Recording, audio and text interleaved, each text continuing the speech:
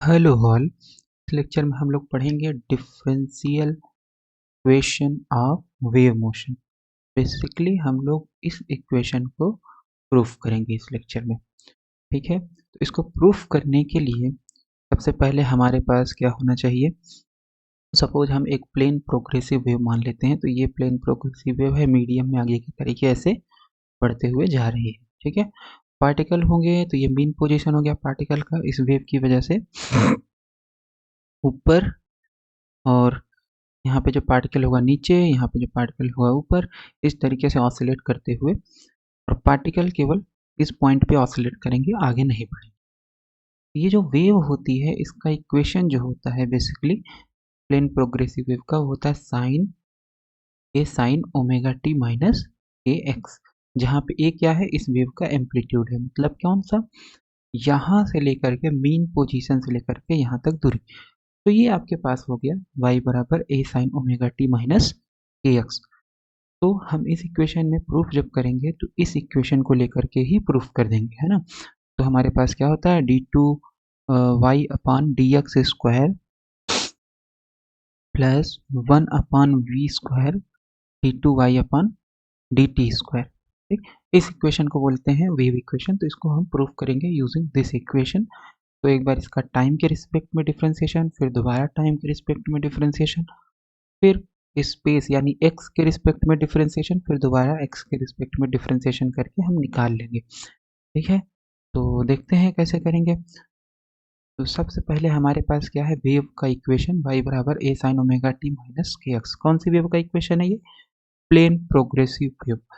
तो इसका टाइम के रिस्पेक्ट में जब डिफरेंशिएशन करेंगे तो ये हो जाएगा a बाहर, और फिर ये साइन ओमेगा टी का डिफरेंशिएशन हो जाएगा क्योंकि ये तो कांस्टेंट है। साइन थीटा का डिफरेंशिएशन होता है कास थीटा। ठीक है, लेकिन यहाँ पे तो ये देखो, ये टाइम के रिस्पेक्ट में डिफरेंशिएशन हो रहा है, यहाँ पे तो पूरा डिफरेंट फंक्शन है omega t minus k x. तो इमेजिन करो कि ये हमारे पास ये हमारे पास टी है। तो ये अगर टी होता है तो साइन टी का डिफरेंशिएशन टी के रिस्पेक्ट में हो जाएगा कास टी, लेकिन क्योंकि ये टी तो है नहीं, तो इसका इनटू करके आपको दोबारा टाइम के रिस्पेक्ट में डिफरेंशिएशन करना पड़ेगा।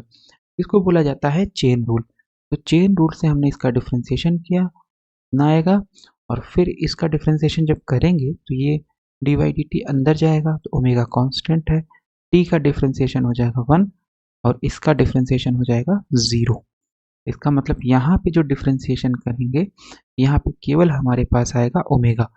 तो ये आ गया d y by d t a omega cos omega t minus k x. इसका दोबारा डिफरेंशिएशन करते हैं टाइम के रिस्पेक्ट में, तो ये हो जाएगा d two y upon d t square. दोबारा डिफरेंशिएशन करेंगे तो ये कांस्टेंट है ना, दोनों तरफ टी के रिस्पेक्ट में डिफरेंशिएशन, तो इधर आ जाएगा d two y upon d t square. ये तो कांस्टेंट है, बाहर आ जाएगा, टाइम इसमें है, तो केवल और केवल इसका डिफरेंशिएशन होगा। तो ये आ जाएगा d two y upon d t square, फिर वहाँ पे कास था, कास का डिफरेंशिएशन माइनस साइन थीटा। अब लेकिन ये तो दूसरा फंक्शन है, तो चेन रूल लगाएंगे और इसका दोबारा डिफरेंशिएशन करेंगे। तो अब जब डिफरेंशिएशन होगा तो ये जाएगा अंदर, यहाँ पे इसका डिफरेंशिएशन माइनस इसका डिफरेंशिएशन।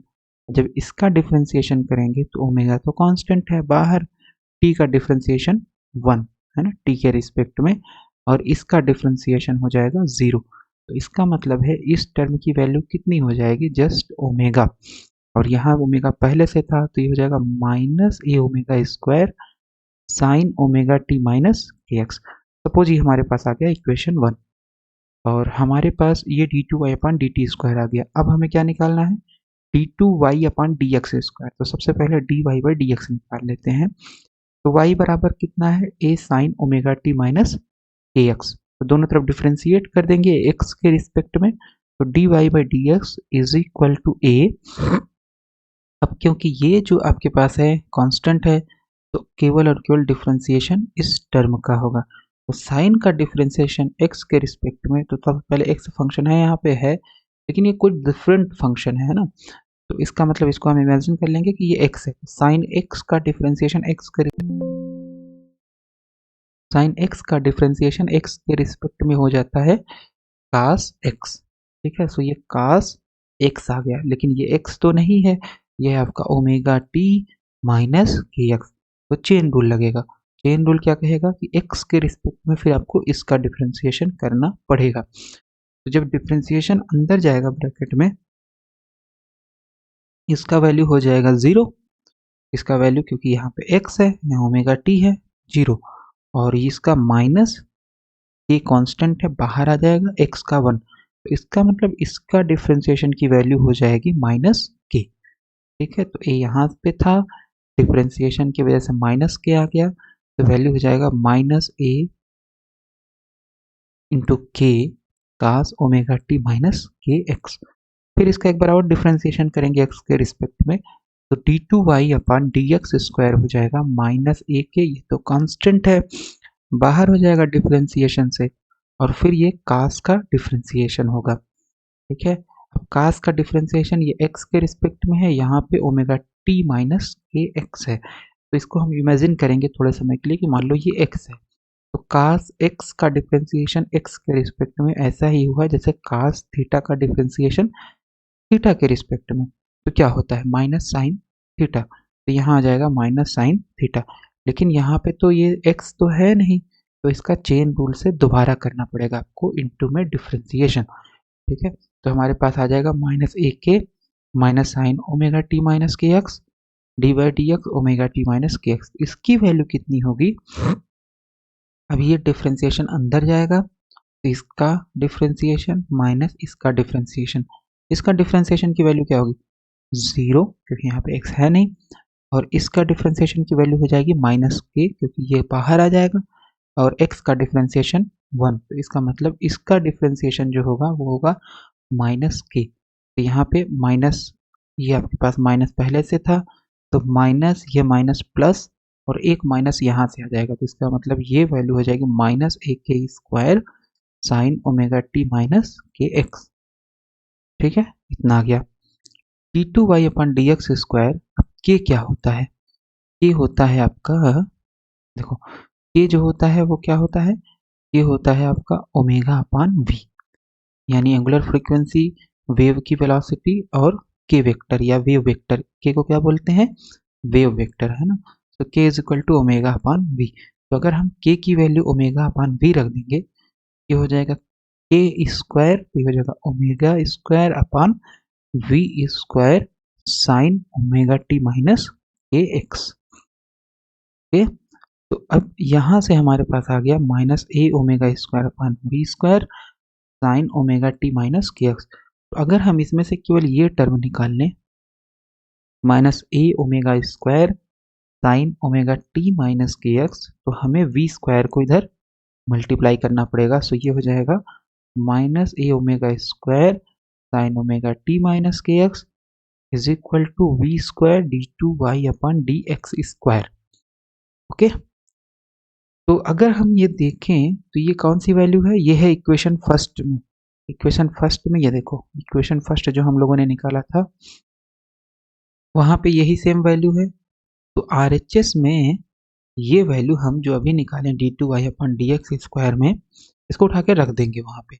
जैसे ही आर एच एस में रखेंगे इक्वेशन फर्स्ट में, तो यहाँ पे आ जाएगा v square d two y upon d x square, v square d two y upon d x square, है ना। तो d two y upon d t square बराबर आ गया, इक्वेशन फर्स्ट में जब इसकी वैल्यू रख दोगे तो d two y upon d t square आ गया बराबर v square d two y upon d x square. ठीक है, so this is differential equation for one dimensional plane progressive wave। तो वन डायमेंशनल क्योंकि यहाँ पे केवल x है y z है नहीं, तो वेव अगर केवल एक डायरेक्शन में फ्लो कर रही है तो उस केस में जो प्लेन प्रोग्रेसिव वेव होगी उसका समीकरण क्या होगा, d two y upon d t square is equal to v square d two y upon d x square, जहाँ पे v जो है वो वेव की वेलोसिटी, पार्टिकल की वेलोसिटी नहीं, वेव की वेलोसिटी है, और y क्या है पार्टिकल का डिस्प्लेसमेंट। अब y जो है इस इक्वेशन में, y जो आपने यूज किया d two y upon d t square v square d two y upon d x square, तो हमने डिस्प्लेसमेंट माना हुआ है ना। लेकिन y का डिफरेंट डिफरेंट वैल्यू होता है। जैसे साउंड वेव की अगर बात करेंगे तो साउंड वेव में ये जो वाई है ये प्रेशर हो जाता है। ईएम वेव की बात करेंगे तो ये जो वाई इक्वेशन में यूज हुआ है ये इलेक्ट्रिक फील्ड हो जाता है, मैग्नेटिक फील्ड हो जाता है ना। और मैटर वेव की अगर बात करेंगे तो बेसिकली de Broglie वेव की बात अगर करोगे तो ये प्रोबेबिलिटी एम्पलीट्यूड होता है। ठीक है, तो ये हमारे पास हमने वेव इक्वेशन वन डायमेंशन में निकाला। तो थ्री डायमेंशन में इसका जनरलाइजेशन क्या होगा वेव इक्वेशन का? तो थ्री डायमेंशन में टाइम तो यही रहेगा, तो ये सही है, ये सही है। बस यहाँ पे जो चेंज है वाई का एक्स के रिस्पेक्ट में, फिर वाई के रिस्पेक्ट में, फिर जेड के रिस्पेक्ट में ऐड हो जाएगा, है ना। इसका मतलब थ्री डायमेंशन में क्या हो जाएगा, d two y upon d x square plus d two y upon d y square plus d two z upon d two y upon d z square. ठीक है, सो ये आ जाएगा। ये y को हम मान लेते हैं इन जनरल साई, क्योंकि y नीचे भी आ रहा है तो इसलिए हम y डिस्प्लेसमेंट को मान लेते हैं साई। तो थ्री डायमेंशन में ये हो जाता है del square. Del square basically क्या होता है, थ्री डायमेंशनल लाप्लासियन ऑपरेटर। तो del square psi upon del x square plus del square psi upon del y square plus del square psi upon del z square बराबर one upon v square del two psi upon del t square. Psi क्या है, displacement हो सकता है, electric field हो सकता है, probability amplitude हो सकता है, एंड सो ऑन। तो ये जो इक्वेशन आया है आपके पास, ये कौन सा इक्वेशन है, ये है आपके पास wave equation in three dimension. ठीक है, जहां डेल स्क्वायर की वैल्यू क्या होगी, ये